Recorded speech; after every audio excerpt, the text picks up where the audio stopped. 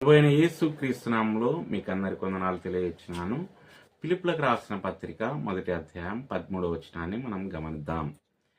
తత్ఫలితంగా నేను క్రీస్తు కోసం సంఖ్యలలో ఉన్నానని మొత్తం ప్యాలెస్ గాడ్ మరియు ప్రతి ఒక్కరికి స్పష్టమైంది.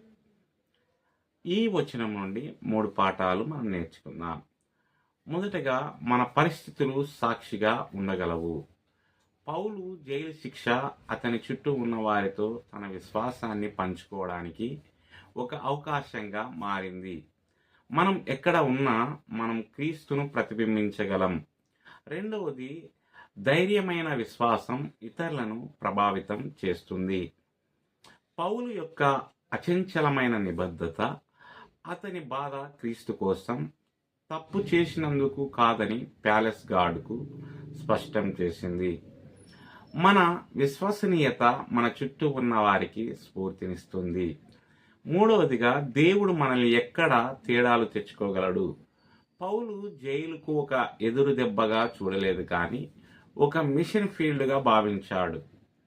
మనం ఎక్కడ ఉన్నా దేవుడు తన వెలుగును ప్రకాశింప చేయాలనే ఉద్దేశంతో ఉన్నాడు. దేవుడు ఈ మాటలను దీవించి ఆశ్రయించునుగాక. ఆమేన్.